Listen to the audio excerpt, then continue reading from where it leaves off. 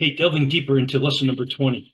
With the sounding of the seventh trumpet, we get a glimpse of the end. And in that glimpse, we read that it's a time of reward for the followers of Jesus. Now, this reward involves a resurrection. Jesus said in John 6:40, "For my Father's will is that everyone who looks to the Son and believes in him shall have eternal life, and I will raise him up on the last day."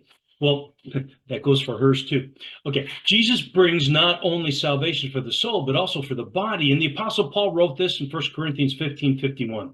But let me tell you something wonderful, a mystery I'll probably never fully understand. We're not all going to die, but we are all going to be changed. You hear a blast to end all blasts from a trumpet, and in the time that you look up and blink your eyes, it's all over. On the signal from the trumpet from heaven, the dead will be up and out of their graves beyond the reach of death, never to die again. And at the same moment and in the same way, we will all be changed. In the resurrection scheme of things, this has to happen. Everything perishable taken off the shelves and replaced with the imperishable, the mortal replaced with the immortal. Well, when you know that death is not the end, but for the loyal followers of Jesus, that death is followed by a resurrection and rewards, it provides strength to stand up against the opposition.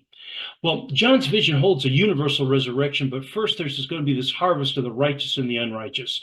The harvest, is soon followed by a division in which one group is invited into the kingdom and another group is cast into the lake of fire, which John calls the second death.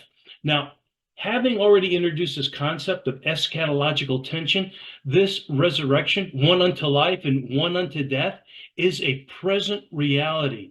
Each person manifests their destiny in the way that they live their lives right now.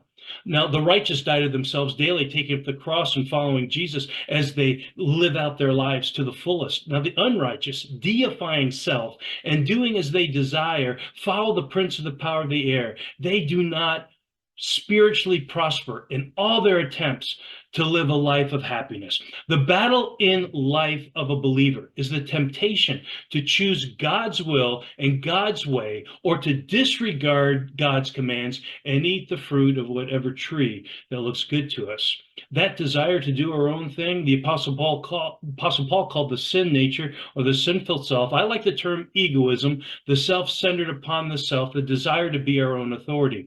And every time we say no to egoism and yes to God, we're dying to self and privileged to live for Christ.